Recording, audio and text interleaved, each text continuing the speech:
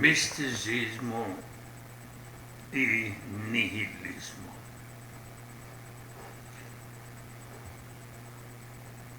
Primero hay que aclarar algunos términos en 4 palabras que voy a utilizar en esta conferencia. El primero es misticismo. ¿Qué es misticismo? Es cerrar los ojos, mirar hacia adentro, en lugar de mirar hacia afuera, lo que siempre estamos haciendo, menos cuando estamos dormidos. Y no mirar siempre al mundo externo ni al cielo si hay Dios, sino mirar adentro, ver con el ojo interno.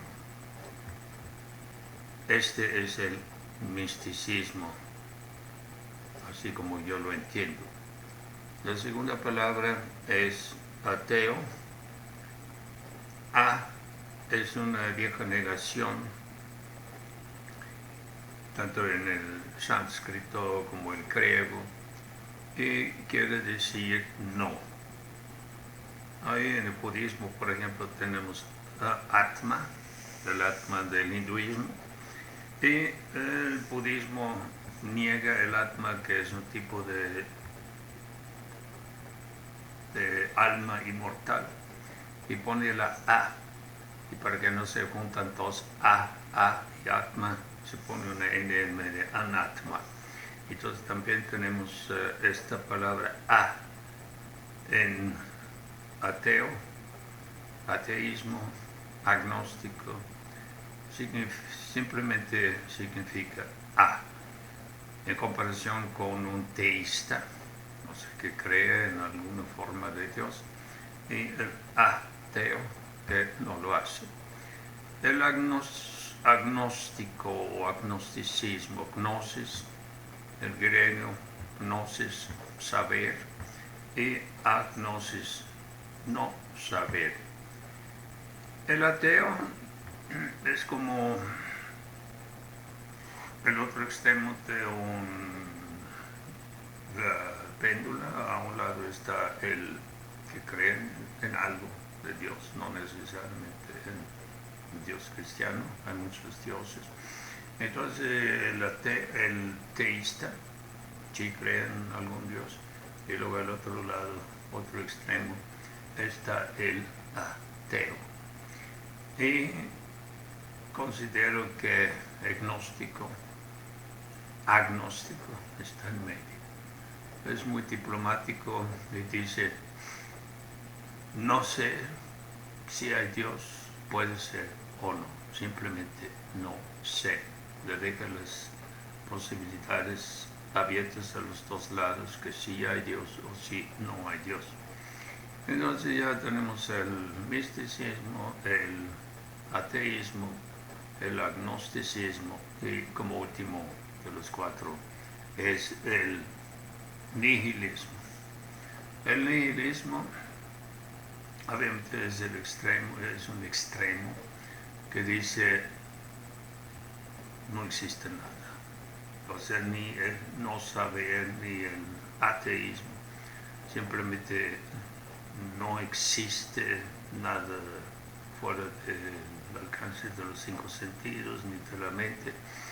Y esos 2 valores que tenemos, que todavía un ateo puede tener una ética, un agnóstico puede tener ética, y el nihilista dice, pues la ética es algo inventado por los hombres y prácticamente nada tiene sentido, nada tiene valor. Bueno, más tarde vamos a analizarlo un poco mejor. Misticismo, nihilismo. Obviamente en mi conferencia voy a hablar del misticismo al final sobre el nihilismo. Se puede dividir el misticismo en un misticismo oriental y un misticismo occidental. tenemos estas 5 grandes religiones, 6 más bien, 3 del occidente, 3 del oriente, el hinduismo, hasta cierto grado derivado del budismo, de ahí, y los 2 de China, el taoísmo y el confucianismo. Y en el lado occidental vienen las 3 religiones abrahámicas. Abraham no tiene nada que ver en eso. Entonces, derivados del judaísmo, luego el cristianismo y el islam. Y voy a hablar en corto acerca del Oriente. El hinduismo tiene también en relación con teísmo y nihilismo. Lo que mucha gente no sabe, que el hinduismo tiene también su nihilismo. Y extrañamente en tiempo de Buda había una corriente, o sea, 500 años antes de Cristo, había una corriente llamada Charvakas, que negaron todo, o sea, eran nihilistas. No creen en el famoso karma, en reencarnación y en algún tipo de Dios. Y todas las acciones no tienen sus consecuencias, como lo que enseña el hinduismo y el budismo, o sea, no hay consecuencias kármicas.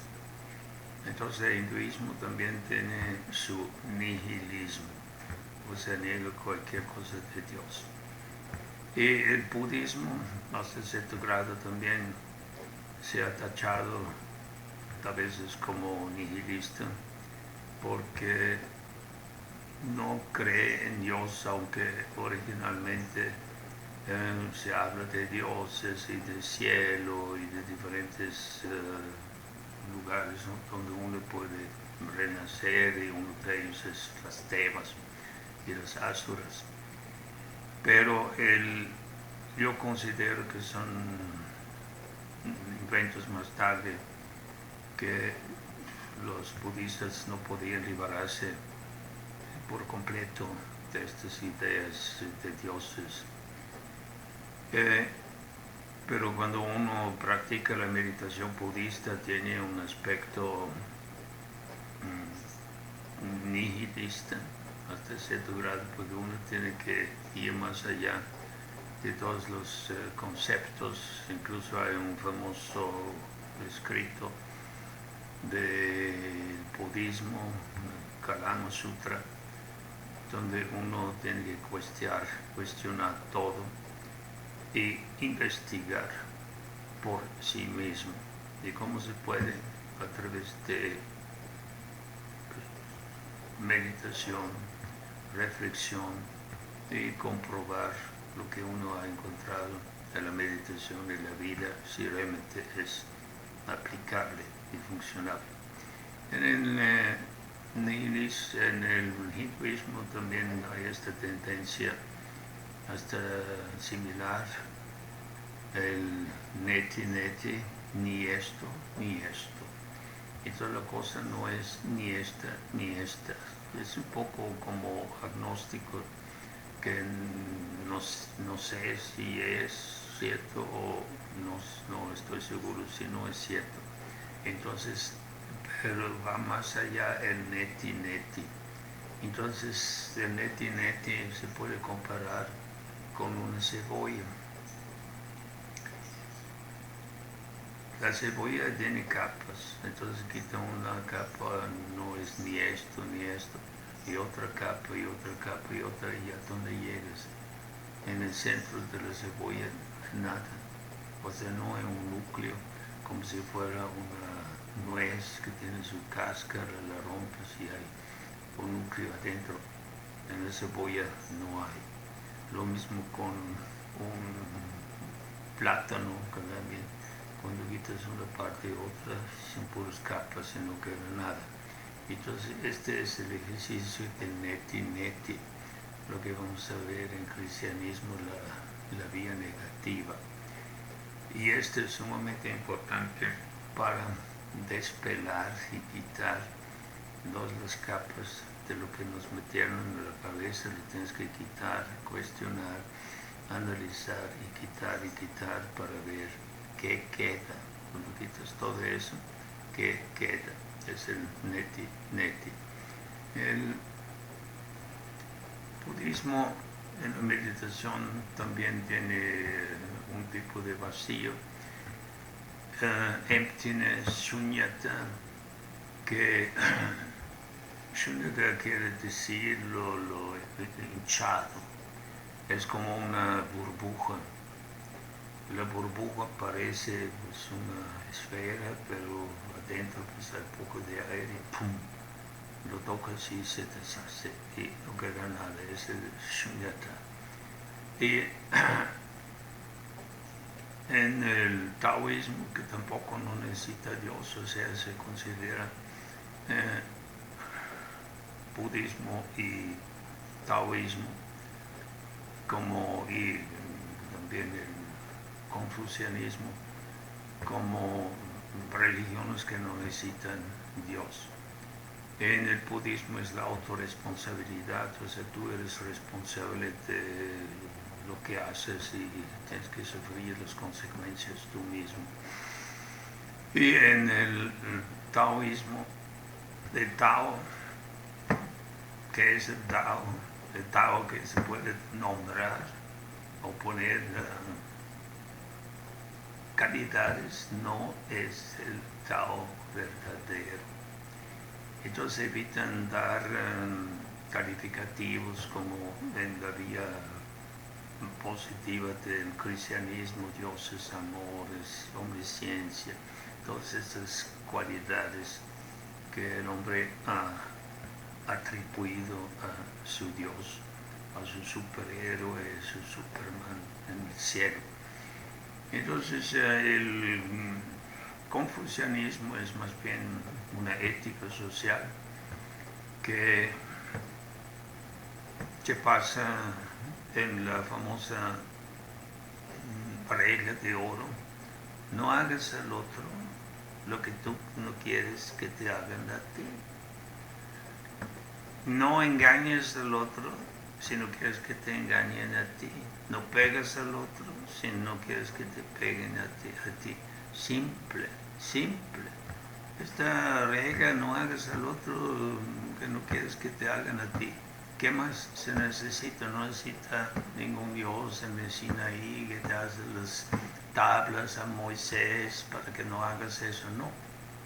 Es una cierta madurez humana que se daba cuenta a través de experiencia propia que no es bueno que pegues al otro porque luego te puede pegar a ti. ¿Y eso lo quieres? No se necesita ningún poder superior para establecer eso. La simple razón lógica te lo dice. Entonces, en confucianismo no se necesita ningún poder sobrenatural que implante estas reglas. Confucio dice, lo sacó utilizando su razón y su claridad mental para ver lo que es bueno para que funcione una sociedad. Entonces, estas son las 4 religiones, aunque interconectado el budismo, la diferencia entre hinduismo y budismo es precisamente el hinduismo, como cree en cierto tipo de Dios, Brahma, o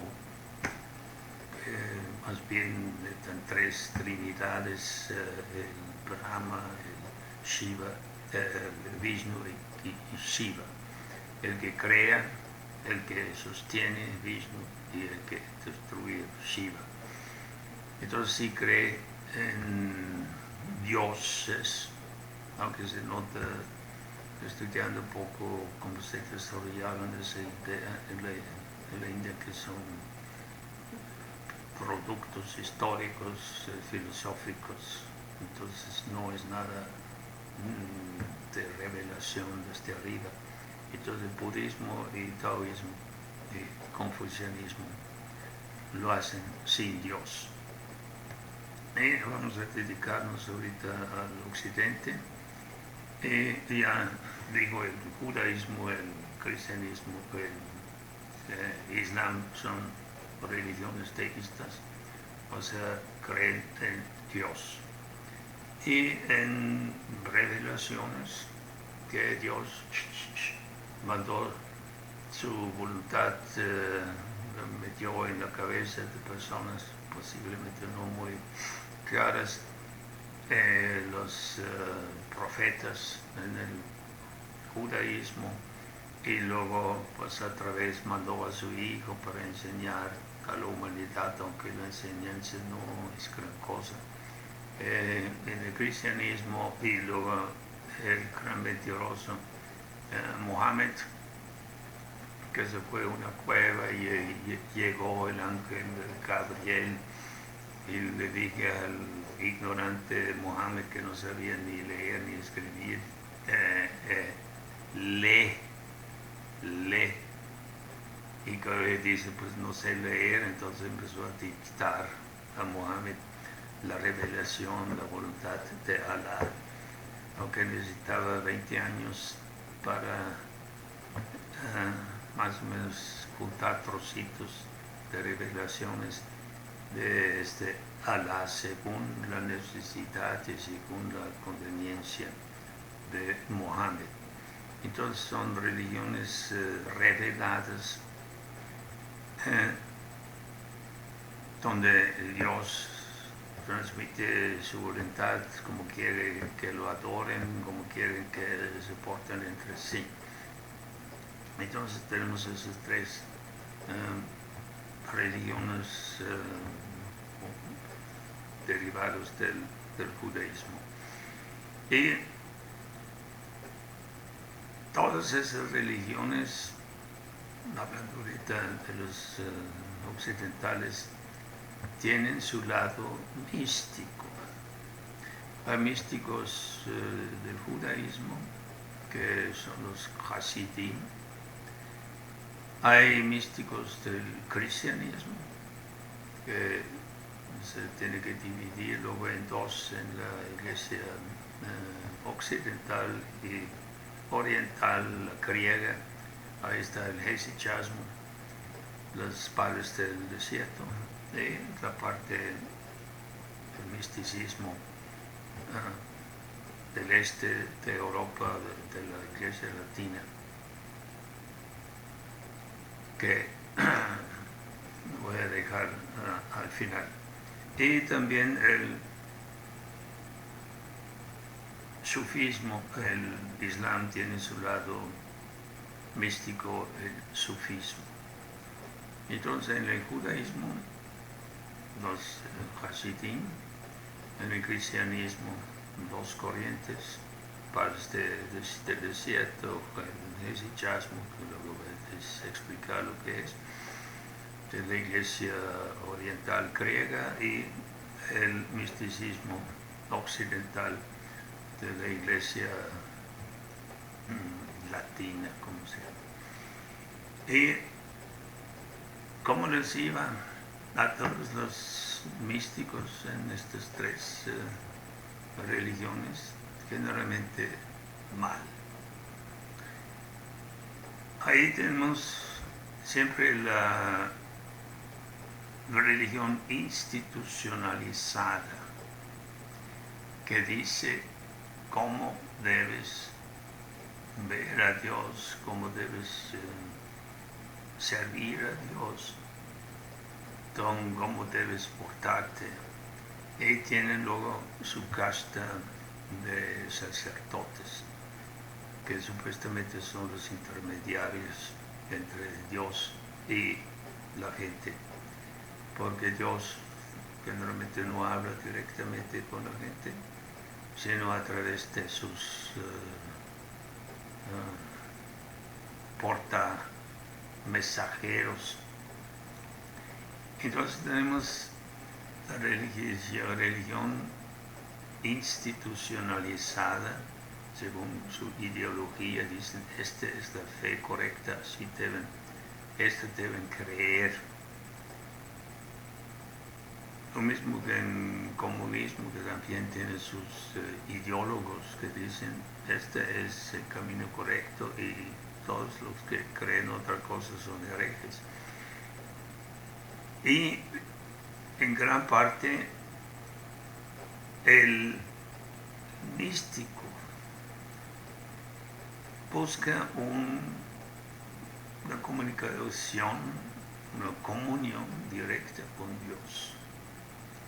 Quiere decir, se brinca los intermediarios y trata de tener una conexión directa con Dios, una experiencia directa dentro de sí. El cristianismo lo dice, que dice, Dios está dentro de ti. Y la iglesia dice, no, tienes que ir a la iglesia y todos los domingos hacer servicio a Dios y todas esas cosas. Y luego el sacerdote interpreta la Biblia según la ideología de la iglesia, según lo que conviene a la iglesia, no a ti. Entonces, el místico se retira dentro de sí mismo y trata de encontrar a Dios dentro de sí.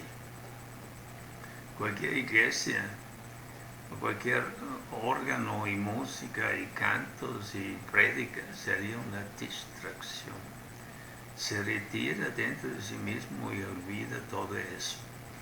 Entonces, una religión institucionalizada con todo este aparato de iglesias, una organización, sacerdotes, pagar limosna, etc., es una distracción y un obstáculo, porque el misticismo lo tiene que hacer es mirar adentro y cerrar los sentidos que siempre van dirigidos hacia afuera, los cierra.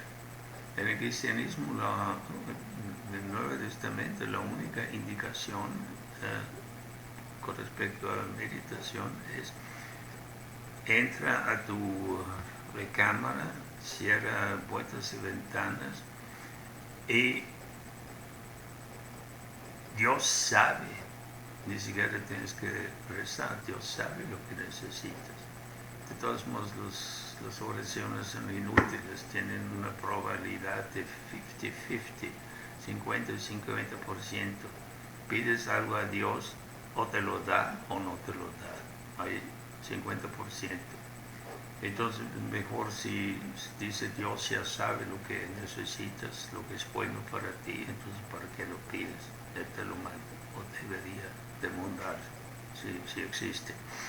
Entonces, a los místicos, porque se brincan los sacerdotes, se brincan la religión organizada, institucionalizada, siempre fueron perseguidos, tanto en el Islam, en el judaísmo, no tanto, pero rechazados los hasidim, y en el cristianismo había místicos que sí se sometieron a la iglesia, como los españoles, místicos españoles, y hay otros que realmente entraron en conflicto con la iglesia y fueron expulsados, excomunicados, o hasta, si les iba muy mal, quemados.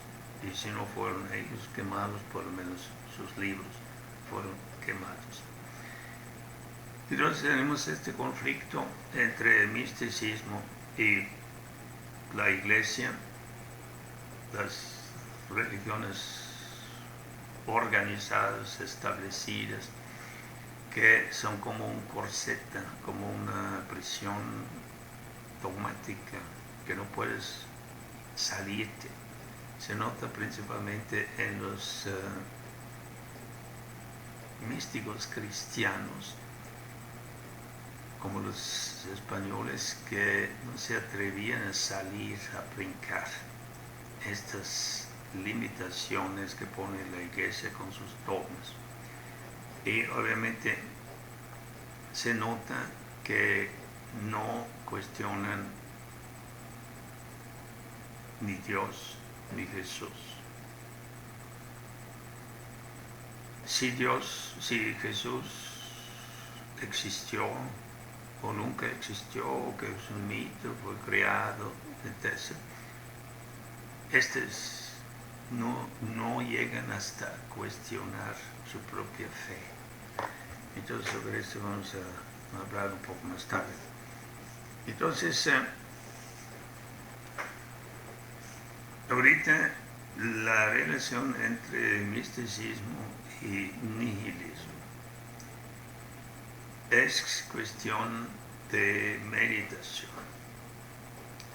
Como ya dije al principio, con la famosa cebolla, despelas. Y un místico es místico, realmente místico radical, sin miedo, que dice voy a las últimas consecuencias, a neti, ni esto, entonces despela. Y a donde llega, adentro de la cebolla, que no hay nada. Entonces siempre hay esta tendencia nihilista, no en todos los místicos, pero en muchos, la tendencia del nihilismo.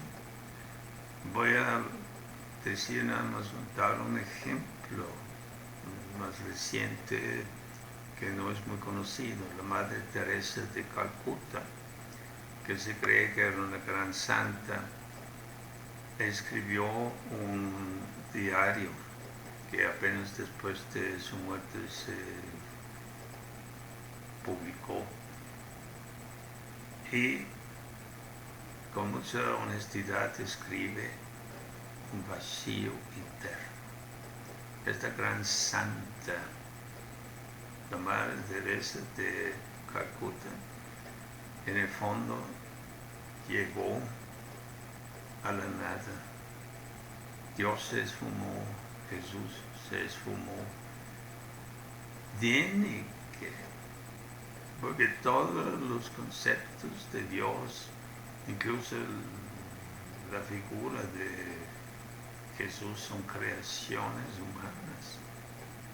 Y cuando vas más allá de estas creaciones ideológicas creadas por el hombre, cuando dejas todo de atrás, no queda ni Dios ni Jesús. Esto vamos a hablar sobre el cristianismo, el misticismo cristiano. Entonces hay siempre un misticismo llevado hacia las últimas consecuencias, toca el nihilismo, o depende de la persona, o se convierte en nihilismo. Ahorita me voy a dedicar, o sea, en corto voy a hablar acerca del misticismo, de la iglesia ortodoxa griega, o del misticismo cristiano oriental. Entonces son estas dos corrientes, aunque salió una de la otra. Los padres del desierto y el hesychasmo. Los primeros cristianos no había en el occidente ningunos cristianos, ni monjes, ni nada. Todo viene del oriente. Entonces, en el Medio Oriente, Siria y Egipto, se salieron, por ejemplo, de Alejandría, que era como el París de aquella época, una gran metrópoli de mucha filosofía y una gran comunidad judía también y cristiana. Entonces, algunos sintieron que vivir en la ciudad de tanta morbosidad y lleno de pecados, etc., nos vamos al desierto y vamos realmente a hacer algo similar que supuestamente Jesús ha hecho, que se fue por 40 días al desierto. Se retiraron al desierto y vivían en cuevas, apartados de toda la distracción mundana. Es difícil de vivir así en el desierto, entonces me parece bien lo que hicieron, o sea, cada uno vivía en su cuevita y luego una vez por semana se juntaron y hicieron misa y escucharon algunas indicaciones de su líder Antonio, San Antonio, que fue el primero. Entonces formaron ya pequeñas comunidades de los padres del desierto. Y hay algunos elementos sumamente importantes, interesantes de estos místicos del desierto. Un dicho que me gusta mucho porque contiene un elemento nihilista. Viene un discípulo y pregunta al padre: deme alguna palabra, es decir, deme alguna enseñanza. Y el padre dice: vete a tu celda y la celda te va a enseñar todo. Entonces no dijo lee la Biblia, porque posiblemente ya conocía la Biblia de memoria. No, deja todo esto al lado, ve a tu celda, obviamente cierra la puerta, ventana, nada, de afuera, y siéntate y la celda te enseña todo. Claro que es tú en la celda mirando a tu mente sin influencia de prédica, ni leer, ni nada. No, siéntate y mira a tu mente, cierra los ojos y mira adentro. Es lo que hacen en los monasterios y centros de meditación budista. Está prohibido leer, escribir y hablar. Entonces, no hablas con nadie ni escuchas sermones ni nada, ni lees, porque ya tienes tanta basura de lectura en la cabeza, hay que vaciarlo, y ni escribes, ni verbalizas. O sea, se va principalmente más allá de la verbalización de las palabras, porque pensamos en conceptos relacionados con el lenguaje, y el lenguaje es algo adquirido, también hay que superarlo, el neti-neti, dejar atrás el idioma. Tú naces sin idioma, entonces el idioma no es natural. Tienes la capacidad de aprender un idioma que los neandertales posiblemente no tenían. Los changos no pueden hablar, tienen otro tipo de lenguaje por sonidos.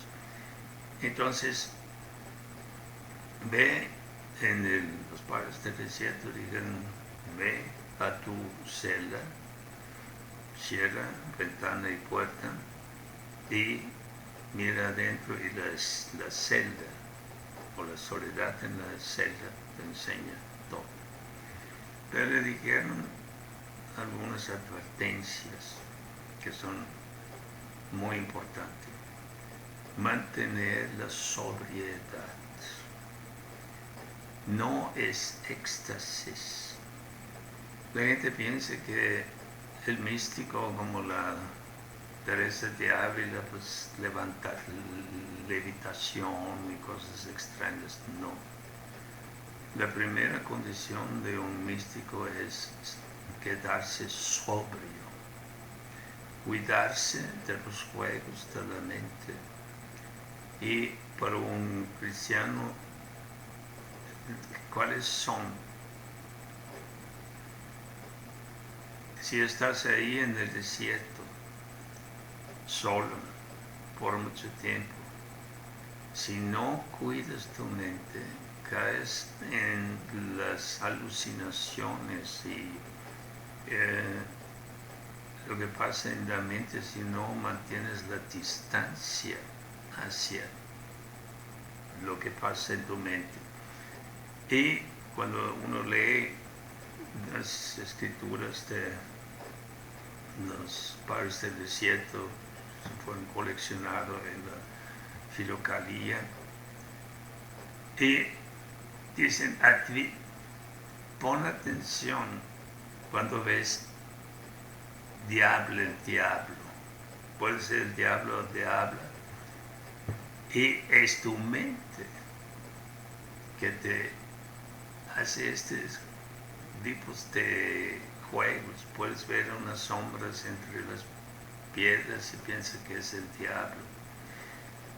Si no pones atención a tu mente y te distancias de tu mente, o escuchas voces, el diablo te habla, pero eres tú mismo que tu propia mente crea este tipo de voces. Ahí está el chiste de Mohammed en el monte Sinaí, 40 días arriba supuestamente hablando con Dios. No sé si se llevó su lonche y su agua Peñafé y fiel, posiblemente sí, porque no se dice que ayunaba así como Jesús con sus 40 días en el desierto sin tomar agua, no pudo.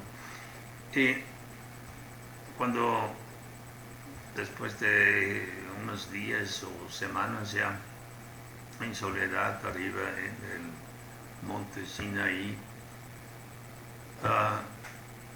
Moisés supuestamente creía que Dios le hablaba, entonces miraba hacia abajo y vio cuando escuchó la voz de Dios que se movía su palma, entonces se daba cuenta que él hablaba consigo mismo. Es un chiste, pero este es el peligro de que los padres del desierto tenían que evitar. Pero también dijeron, cuando ves ángeles, o sea, son alucinaciones que escuchas voces o tienes visiones. Cuando ves ángeles o escuchas voces de ángeles, tampoco se lo crees. No crees a tu mente, te engaña, te caes de este tipo de autoengaño. Entonces la sobriedad, mantenerse sobrio y no caer en estas autosugestiones que ves diablos o que ves ángeles. Obviamente ves ángeles y demonios o diablos porque tu religión habla de eso. O sea, no ves lo que no has escuchado antes. En el taoísmo no van a hablar de ángeles ni van a hablar de demonios porque no contienen esos conceptos. Pues estos conceptos obviamente vienen del zoroastrismo, de Persia,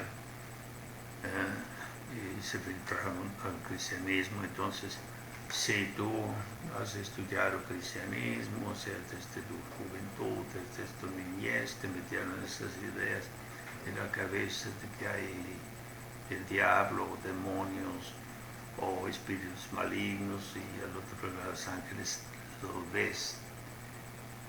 Nada más en el cristianismo van a ver apariciones de la Virgen María de diferentes partes del mundo cristiano, no en la India y no en China, porque pues los niños no fueron indoctrinados con estas ideas. Entonces estos son los padres del desierto que mantienen este tipo de sobriedad, y entra en tu celda y la celda te lo enseña todo, y no dice que lo que tienes que ver, no dice, la celda no te va a decir piensa en Jesús, piensa en que lo de Dios, de las gracias, no, lo que surge cuando tú miras adentro. Luego de ahí el hesychasmo, que también tiene sus actitudes principales. Apatheia, un estado de ni te inclinas a un lado ni al otro. Apatheia, como apático. Entonces no reaccionas, retienes tu juicio a todo lo que pasa en tu mente. Parecido también tenía la filosofía griega con los escépticos, que suspendieron el juicio, o sea, ni estaban en contra ni en favor, porque dice no podemos saber la verdad. Entonces no hagas juicio, mantente flotando entre ni esto, un poco como el agnosticismo. El hesychasmo quiere decir la tranquilidad, y llegar a una tranquilidad interior, que todas estas dudas y mortificaciones y que Dios te castiga y tienes que temer a Dios y todo eso se deja al lado y se queda la tranquilidad. Lo que no me gusta mucho es la técnica del hesychasmo, porque usan una frase del Nuevo Testamento. Un ciego pide a Jesús en una ocasión: Señor Jesucristo, ten piedad de mí, pecador. Entonces utilizan, los hesychasts utilizan esta frase como un mantra, y lo repiten y repiten. ¿Por qué no me gusta? Jesucristo, Hijo de Dios, y la frase larga es Hijo de Dios, ten piedad de mí, pecador.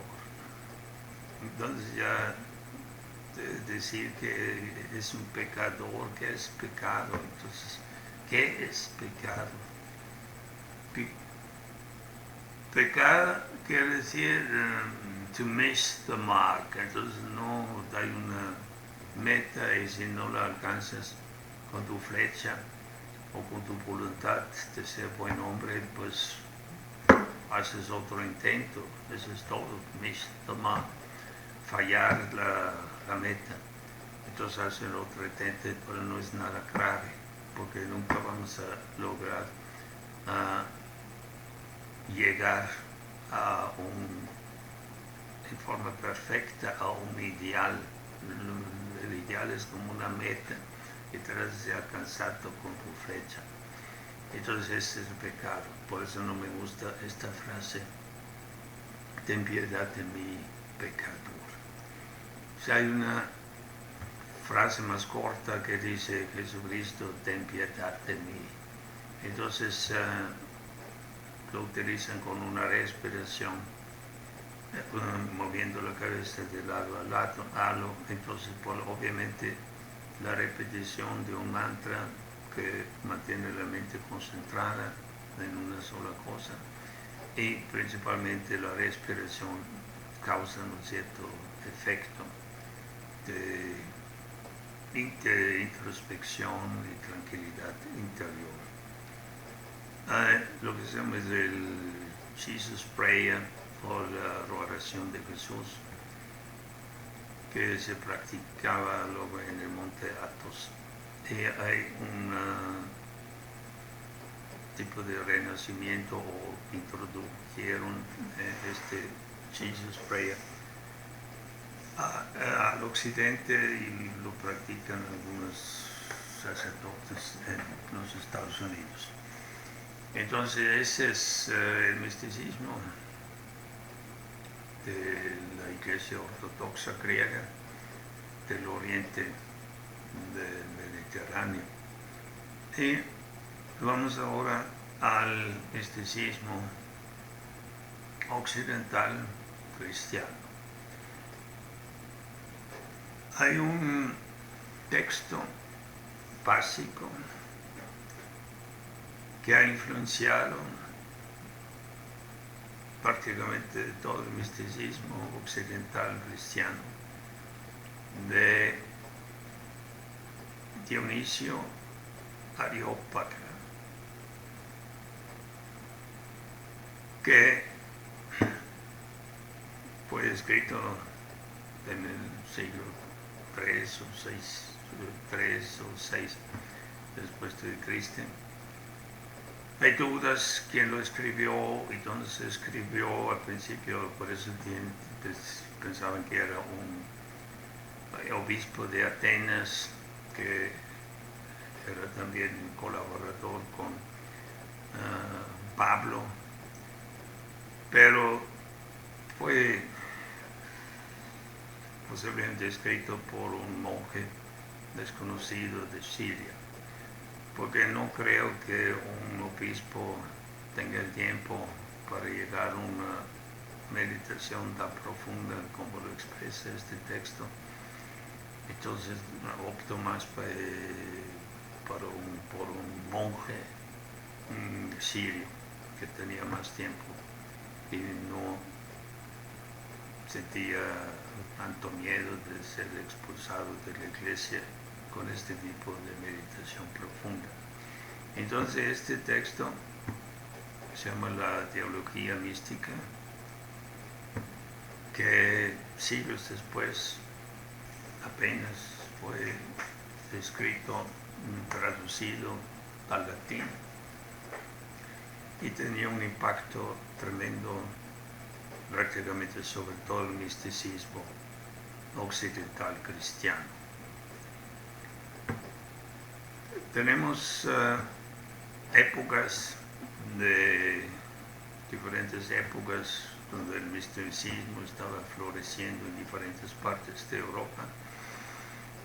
España, hay los dos grandes, tres místicos españoles, dos conocidos, otro menos conocido, Juan de la Cruz, Teresa de Ávila y Molino, que no es muy conocido, pero lo considero más profundo que los otros dos.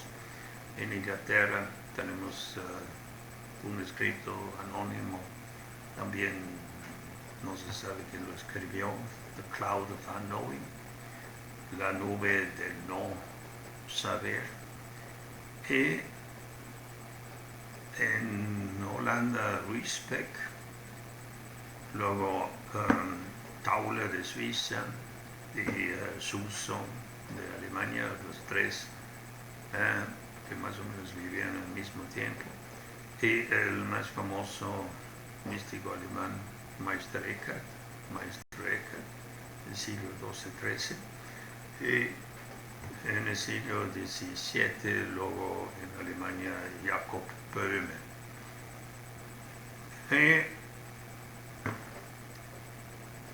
Muchos, como ya dije, de estos místicos se basan en este texto de Dionisio.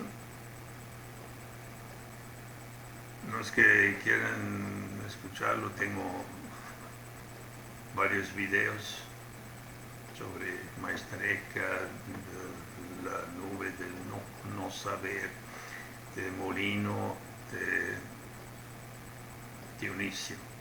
Están en internet los que quieren escuchar estos textos. Entonces voy a leer ahorita un poquito de Dionisio. Modifiqué el texto para simplificarlo, para que sea más útil para una meditación, que habla de ni hay Dios, olvídate, ni hay Padre, ni hay bueno, ni hay malo, o sea, el famoso camino negativo. Misticismo es principalmente un camino negativo. Hay el camino positivo y el negativo. El positivo dice, Dios es esto, esto, esto es. El negativo dice, no, Dios ni es esto, ni es esto, ni es esto. El positivo dice, Dios es amor, Dios es omnipotente, Dios es bondadoso, todos estos atributos positivos que atribuyen a Dios. Claro que son atributos muy humanos, como el ser humano no puede amar incondicionalmente, entonces dicen Dios es amor, o sea, ama todo, pero uno se pregunta para qué destruyó su propia creación a través del diluvio. No es un acto de amor. Y la vía negativa dice ni esto, ni esto, ni esto. Y lo dice en el texto de Dionisio. Obviamente pone al principio una cierta advertencia, quédate callado, no hables mucho de eso, si no te van a quemar. Entonces siempre el místico está en peligro de ser quemado, porque el que niega a Dios, que niega a todo lo que es importante para la iglesia institucionalizada, si lo niegas, pones en duda esta mentira de siglos de la religión cristiana. Y antes te quemaron, hoy en día pues ya no puede hablar aquí. Espero que no me quemen después de esta conferencia. Entonces tenemos estos místicos y vamos a seguir sobre el camino negativo. El neti, ni esto, o lo que en Grecia tuvimos los escépticos, que pusieron en duda todo y suspendieron luego su juicio y dicen no podemos saber la verdad. El misticismo llevado a las últimas consecuencias, ahí está la nube de no saber o de la docta ignorancia. Hay un libro de esto. Entonces uno llega a un no saber. Famoso frase de Sócrates dice, lo único que sé es que no sé nada. Y esto se tiene que experimentar en carne propia a través de la meditación. Necesitas una mente penetrante, crítica, escéptica, que cuestiona todo. Lo que te digo con respecto al Kalama Sutra del budismo, cuestiona todo por ti mismo. Obviamente es un esfuerzo. Los creyentes creen lo que se les había dicho que deben creer. Y porque pues los cristianos todavía forman la mayoría, son millones, entonces la gente piensa que porque millones creen eso debe ser cierto. O sea, la masa. Pero la masa nunca ha sido un argumento, la masa es ignorante, la masa es una manada que sigue a unos líderes y no cuestiona, como los o cristianismo quiere que seamos ovejas y la iglesia o Cristo es el buen pastor que te lleva al matadero. Entonces,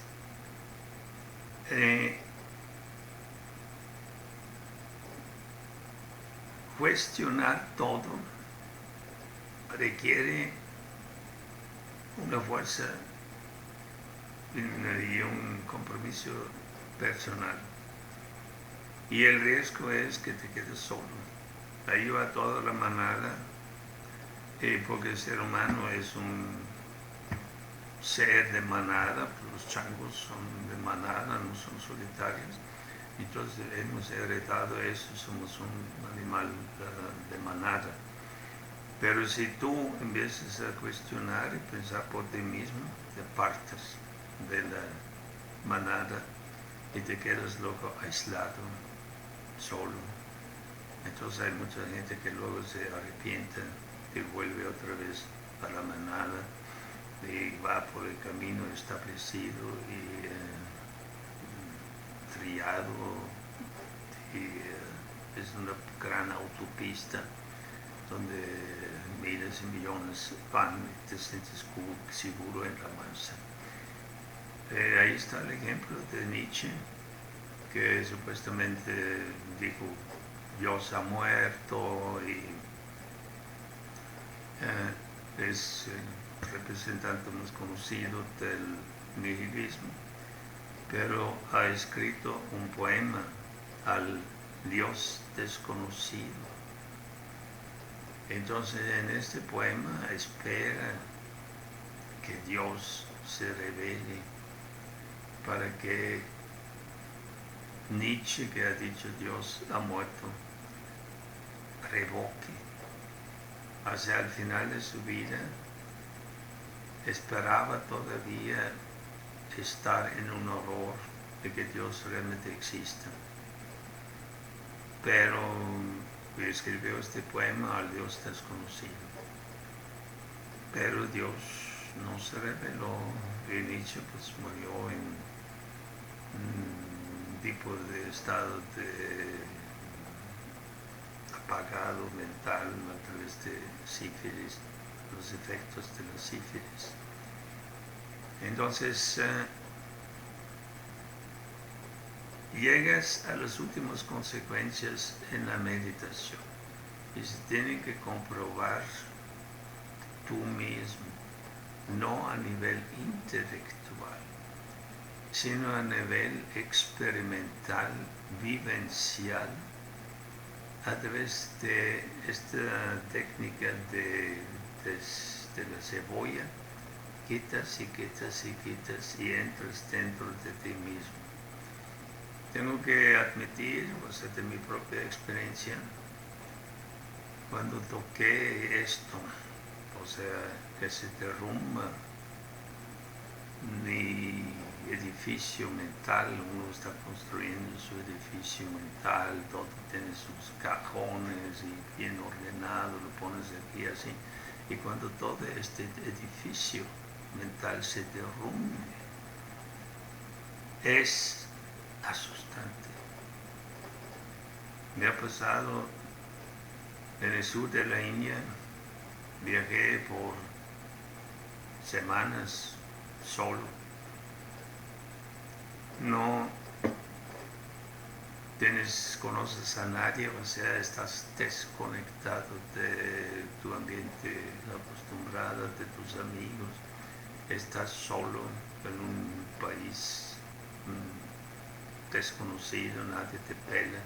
Estuve en un hotel, nadie te pela, ahí estás solo.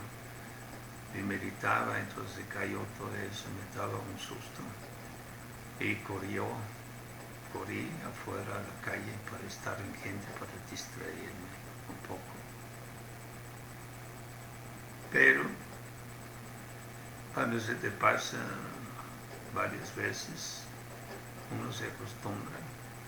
Y luego en la meditación constante, diario, podrías entrar en este estado de un tipo de empty, lo que se llama emptiness o una nada interna, y ya no te asusta, porque te das cuenta, así es.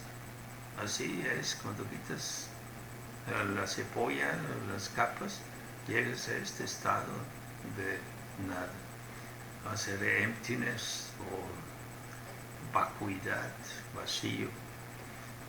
Y se vuelve un estado ya natural. Ahí está el texto de Molino, refugio en la nada. Tiene sus ventajas. Quizá la ventaja más grande es pierdes el miedo a la muerte. Porque si tú estás sentado en un tipo de vacío o sientes como un vacío y llega la muerte, toca tu puerta y entra y no hay nadie. No hay nadie. Entonces la muerte se va. Entonces esta ventaja de ser una nada, sentirse como una nada y estar sentado en una nada. Esto enseña en las meditaciones, el budismo zen, por ejemplo, habla de estar sentado sin propósito. O sea, estar sentado ya sin deseo, ni ganarte del cielo, ni miedo de la muerte, ni ganarse la iluminación, sino no esperas ya nada, porque sabes que no hay nada. También la iluminación es una ilusión. Lo único que te das cuenta es que todo el esfuerzo de llegar a algo extraordinario es un esfuerzo en vano. Al final de cuentas, pues no hay nada. O sea, la famosa zanahoria que te ponen siempre enfrente, que si haces esto y esto y esto y practicas esto y si vas a llegar a algo, y esta es la zanahoria, pero tú no más corres hasta que finalmente te das cuenta, ya corrí tanto, ya practiqué tantos años y así, y no he llegado a una meta. Entonces tiras esta zanahoria y estás en paz, ya dejas de correr y buscar. Entonces, ahí están los ejemplos de la nube del no saber, de la docta ignorancia, luego molino, refugio, la nada. ¿Y qué pasa a Molino? Escribió un libro que es un español que se quedó finalmente en Italia y escribió un libro sobre la nada, y es el padre del quietismo. Y era un libro que se tradujo en 18 idiomas. Era un gran éxito, así que finalmente, pues como siempre son los franciscanos y estos monjes que uno piensa que son tan amables, etcétera, son los peores. Dominicanos, quiere decir los canos, los perros del Señor, de Domini, ¿no?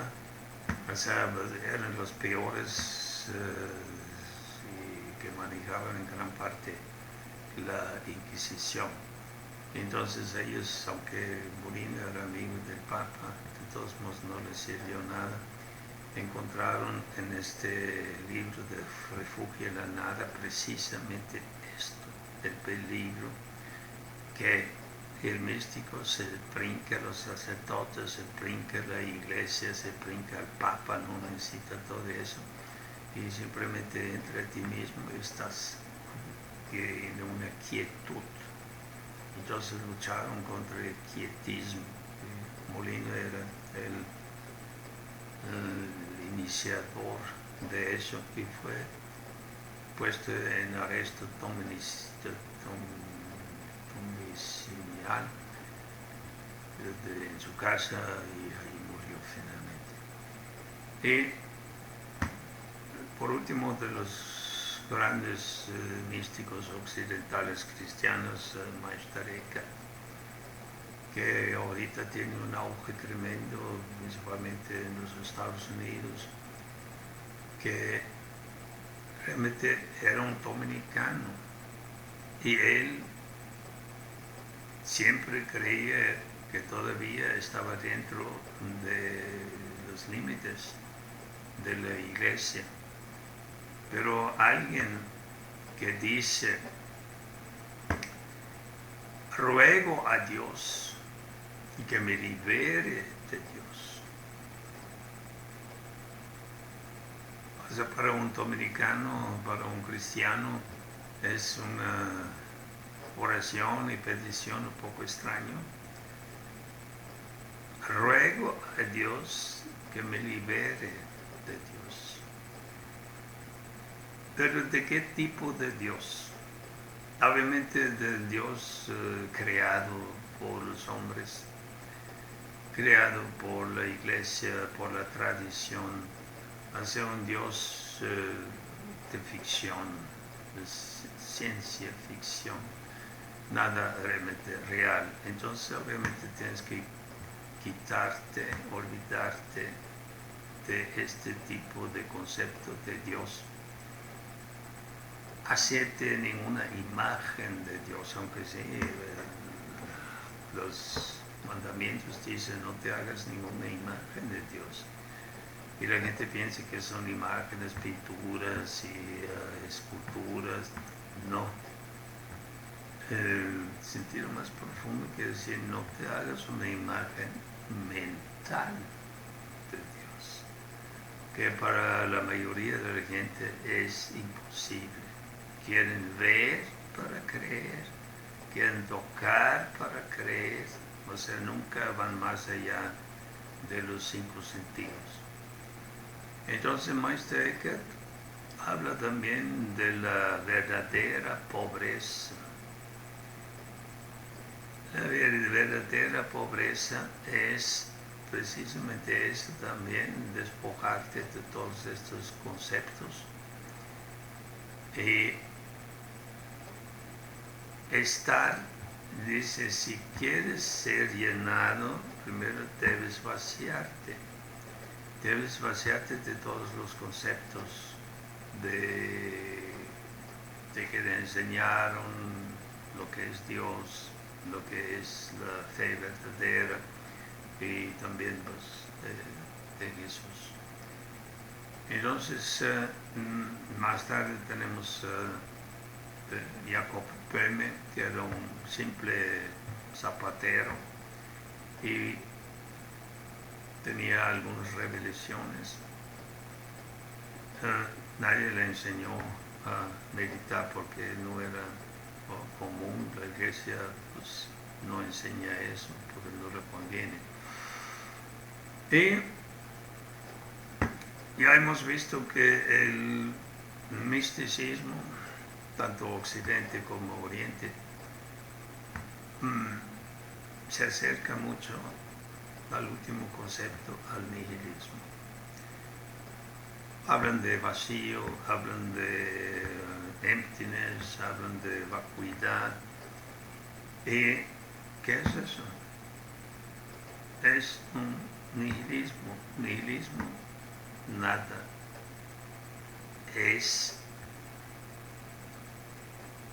Esto no se puede negar el ser, ¿no? Pero Nietzsche habló luego porque es el exponente más conocido del nihilismo, aunque había ya antes de él corrientes bastante fuertes del nihilismo, que no son menos conocidos. Ahí está Mannheimer, un alemán que luego escribió un libro y se suicidó, y está Max Stirner, que escribió un solo libro, el Der Einzige und sein Eigentum, el único y su propiedad. También habla pestes de Dios y dice nada más, mi abuela ve espíritus, la gente está al nivel de la abuela que ve espíritus porque Dios es invisible y la gente sí cree en algo invisible como en un espíritu que no tiene realidad. Este es Max Stirner. Y luego pues Nietzsche tomó varios textos, ideas que no es muy conocido eso, y luego empezó a desarrollar y escribir sobre el nihilismo. Dice, ¿de dónde nos viene este huésped siniestre? Es lógico. Y luego habla de la transvaloración de todos los valores. El cristianismo para él era una religión de los esclavos y de la chusma, de la gente que realmente es el cristianismo, donde tenía más éxito, obviamente, en las partes más bajas de la sociedad del Imperio Romano, que eran esclavos o gente pobre. La esperanza, si te va mal en la tierra, por lo menos te va bien en el cielo, se invierte. Los ricos no van a entrar al cielo porque ya han gozado el cielo en la tierra. Entonces, el nihilismo.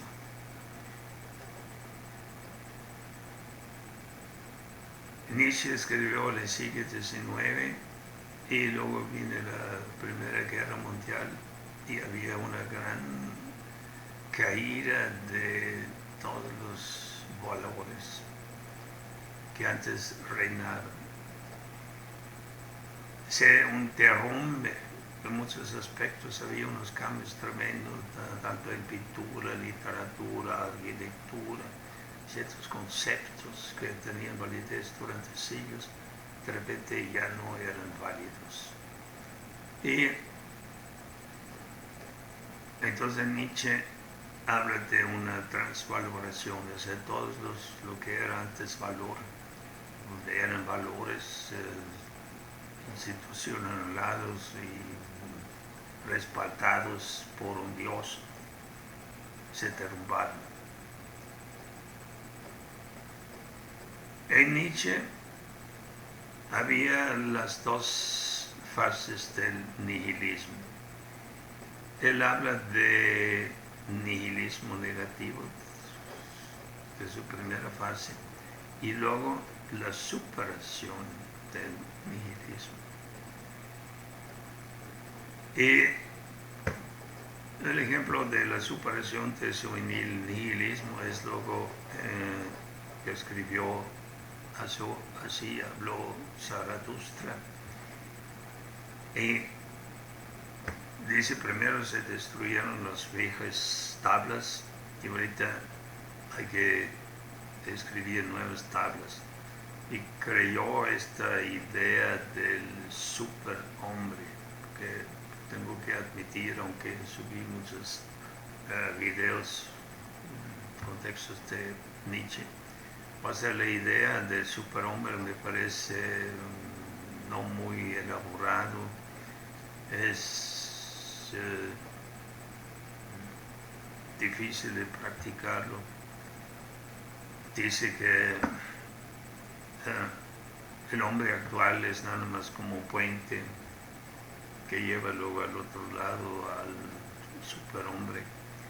Entonces el hombre se compara con el superhombre como se compara un chango con un ser humano. O sea, es un ser sumamente elaborado y tiene luego nuevos valores. En hacer un nihilismo parece una contradicción, un nihilismo negativo y un nihilismo positivo, un nihilismo que supera, hay que superar el nihilismo. El nihilismo negativo. Si ya no quedan ningunos valores, se pierde también el sentido de la vida. Uno se pregunta, ¿para qué sigo viviendo? Ahí está la idea de Albert Camus, lo absurdo. Lleva cuando ves que todo es absurdo, dices de absurdo, pero equivale cuando todo te parece absurdo, tampoco no tiene valor, y caes a una depresión, una negatividad, ya nada tiene sentido, entonces uno se pregunta ¿para qué sigo viviendo? Y en el caso de Camus habla luego del suicidio, claro que él nunca se suicidó, y luego otro filósofo romano francés, Cioran, también siempre hablaba del suicidio, y luego esta idea es mejor no haberse nacido y lo mejor sería suicidarse, pero ni Cioran se suicidó, ni Albert Camus se suicidó, no tenía muchos proyectos para hacer teatro y ¡pum! Un accidente y se murió. Entonces, este es el nihilismo negativo. También en el budismo, porque también niegan todos los valores y sobre todo te da cuenta, te dice tú no existes, no hay yo, no hay núcleo dentro de ti, tú que eres un proceso, un flujo, como el río, tú no puedes sacar el río, ahí está el agua, se corre de entre tus dedos y fluye, uno se pregunta, ¿dónde está el río? El flujo, el fluir es el río. Entonces, había monjes budistas también en tiempo de Buda que ya cayeron en este tipo de depresión, nada tiene valor, ni yo existo, soy un flujo. Entonces, dice, ¿para qué sigo viviendo? Pues fluye, hasta que en forma natural un día me voy a morir. Entonces se suicidaron. Y no sabía, porque no es muy común, que Buda no dijo nada. Dijo, bueno, pues si ya no quieres seguir viviendo, pues suicídate. Entonces ¿qué hicieron? Se abrieron las venas y dejaron salir la sangre hasta que se murieron. Entonces este peligro del nihilismo negativo, que al final en cuentas ya no haces nada, que te queda o suicidarte o esperar hasta que te mueras de forma natural. Ahí están los Chinas contemporáneos de Buda, que cuando llegaron a este tipo de conclusión de la vida es sufrimiento y es pura repetición, dejaron de comer. Entonces simplemente, ¿para qué seguir comiendo para mantener el cuerpo y la vida dentro del cuerpo si no tiene nada, tiene sentido? ¿Y qué sostiene la vida? La comida. Entonces dices, no, ya no como, y se debilita el organismo y te mueres en forma natural, o de casi natural, y no con violencia, porque eso de cortarse las venas es todavía un acto medio sangriento. Y Meister Eckhart, igual que Nietzsche, se dan cuenta que no podemos vivir de la nada. Entonces Meister Eckhart dijo, cuando llegas por la vía negativa, llegas a punto cero, tienes que superarlo. O sea, dices no a todo. Y lo final es, tienes que decir no al no.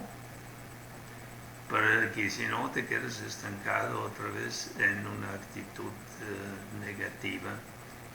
Y si hablamos del estado como de flotar, de los escépticos, ni esto, entonces no puedes quédate clavado y fijo en el vacío.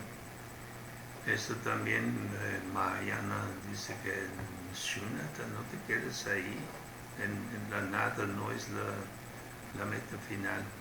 Entonces Maestro Eckhart habla de decir no al no. Entonces viene la parte del nihilismo positivo. En el caso de Nietzsche, escribió, como ya dije, el Zaratustra, o sea, superó el nihilismo y creyó por lo menos algo positivo, el superhombre.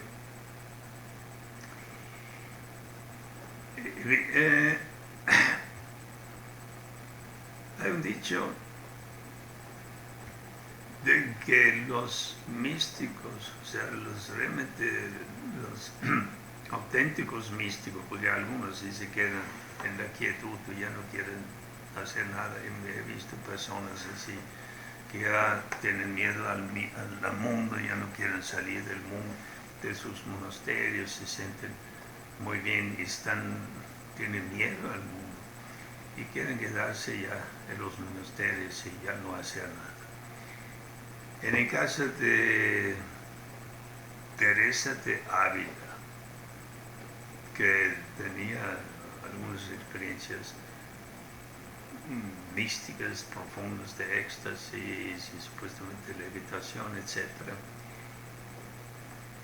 En ella se nota, primero tienes que tocar tu fuente interna, que luego te da una fuerza inagotable para actuar en el mundo.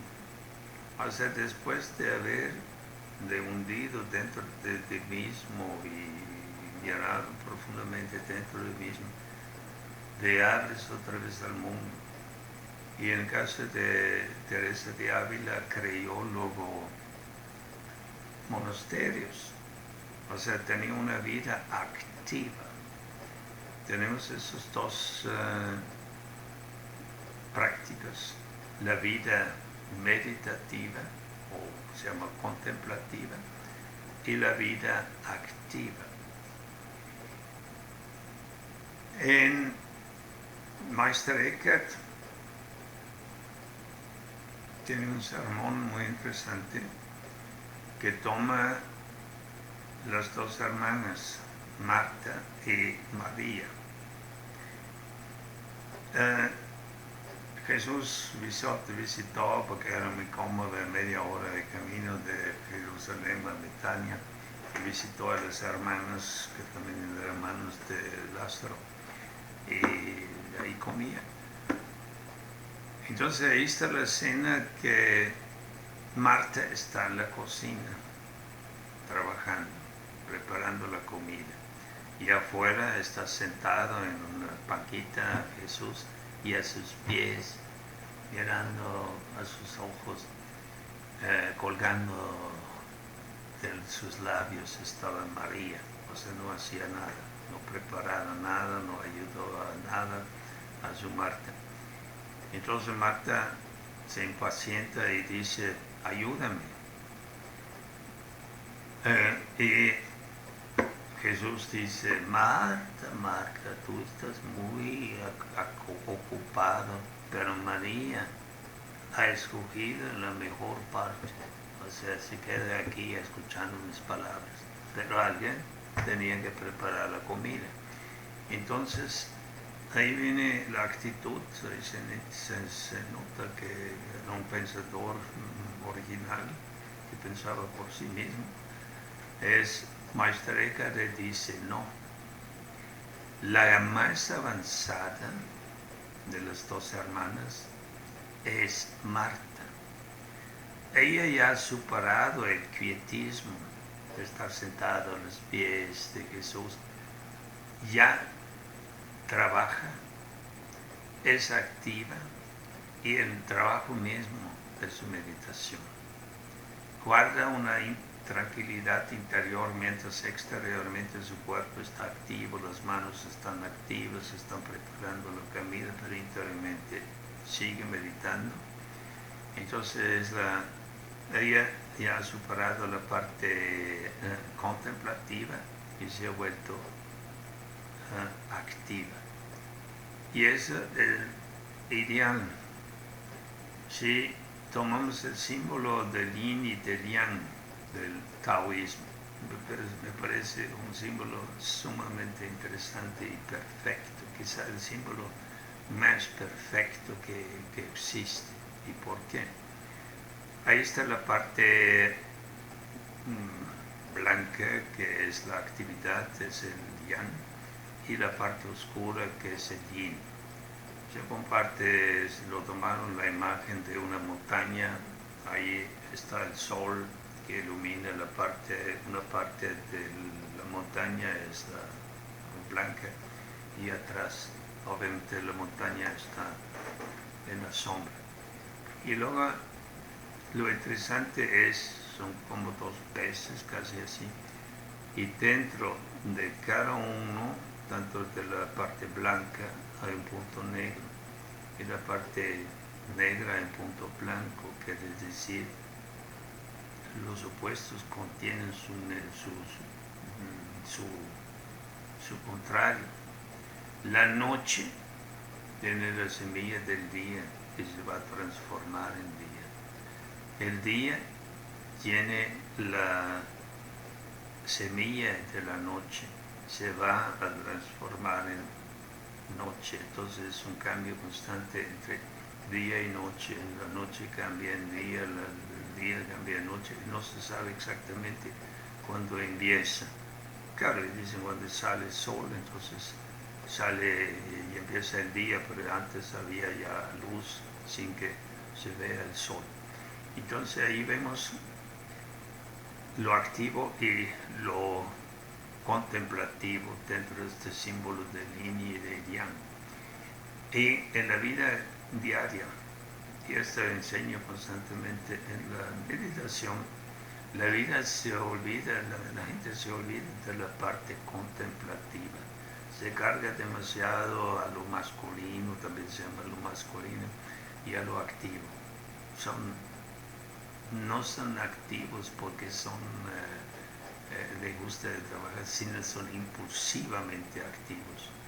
Son activos porque no pueden parar, porque no pueden ir a la parte contemplativa, no hacer nada y meditar y regresar consigo mismo. Entonces, para terminar eso el nihilismo, entonces tiene sus dos facetas. El nihilismo negativo, que te puede aplastar y llevar hasta el suicidio, y el otro lado, el nihilismo superado, después de decir tantas veces no, ni esto, ni esto, ni esto, entonces finalmente vas a decir no al no. Entonces ya superaste el nihilismo. Entonces vimos el desarrollo del misticismo hacia el nihilismo, y los dos considero que son las dos caras de la misma moneda. Hasta un nihilista puede ser muy místico, porque pues, ha mirado adentro, ha desarrollado a través de la introspección, ha llegado a la conclusión de que todos los valores son humanos, pero esto no quiere decir que es un desenfrenado. Se necesita mucha disciplina para ser realmente un nihilista, porque se necesita una disciplina penetrante de la mente. Y el nihilista es ético, sigue las reglas de la sociedad, o sea, no engaña ni miente nada más cuando sea necesario. se comporta bien, no mata, porque pues el matar, ¿para qué? Tampoco no tiene sentido, entonces se porta bien, no se viste de manera especial, no tiene ni amuleto que dice soy nihilista, sino simplemente aparenta ser una persona corriente, no hace proselitismo, no trata de convencer a otras personas que sean también nihilistas, sino simplemente les deja con sus estupideces religiosas, dice pues no es mi asunto de convertirles al nihilismo ni decir que yo por lo menos hago mis videos nihilistas en mi casa. Los que ven mis videos, algunos los rechazan, otros dicen son muy libertador porque destruye ciertos conceptos, sobre todo los que luchan todavía entre creer y no creer. Entonces cuando hago este tipo de videos se destruyen estos conceptos. Hice últimamente uno de los 10 mandamientos y para muchas personas dijeron que les libera de ciertas dudas que tienen. Entonces esto sí, pero no voy de puerta en puerta para convencer a la gente que crean en algo ficticio como es su religión. El que lo acepta, no, pues está bien, que acepta mis enseñanzas, que ni siquiera son enseñanzas, son mi hobby, este tipo de videos. Y aunque soy nihilista, he hecho este video. Salí de mi casa tranquila, al lado del lago de Chapala. Hice la molestia, me tomé la molestia de meterme a un camión para venir para acá y dar esta conferencia como nihilista. He hecho algo positivo, es mi nihilismo positivo. Entonces, como ven, yo en mi vida personal soy sumamente activo, doy clases de yoga, hago los videos, aunque a veces digo, ¿para qué? De todos modos me voy a morir, pero por lo menos deja algo para personas que encuentran algo positivo en eso. Y hasta mis videos, un día la humanidad va a desaparecer, la tierra va a desaparecer y mis videos van a desaparecer. Pero considero el nihilista, o a mí, pues me considero como un héroe, en contra del no sentido, sabiendo que nada tiene sentido, nada tiene valor, de todos modos, hacer algo. Este es un heroísmo. Los héroes de otro tipo que luchan por un ideal, por lo menos tienen algo, tienen su ideal y luchan por la realización de su ideal. Y incluso son capaces de sacrificar su vida por defender y mantener en alto su ideal. Pero no, yo no tengo nada, y estos son héroes que todavía tienen la zanahoria enfrente, que es su ideal, que lo persiguen. Pero yo no tengo ninguna zanahoria enfrente y yo me considero un héroe superior a ellos por en contra del no sentido, de lo absurdo. Primero, sigo viviendo, aunque sí hay momentos que uno dice, entonces realmente ¿para qué? O sea, seguir levantándose cada mañana y desayunar, bañarse, toda esta rutina cotidiana y repetirla cuantas veces más, lo que ha hecho tantas veces. Entonces sigo viviendo lo que se dice en el budismo también. Cuando llegas a la iluminación, entonces ¿qué? Sigues viviendo hasta que la vida se acaba por sí solo. Entonces lo comparan con uno de estos viejos discos. Ya apagas la corriente, pero el disco todavía corre un tiempo por la inercia hasta que finalmente por sí solo pues, se para. Entonces este es el final de la conferencia que tenía su principio, su desarrollo y llegó a un fin.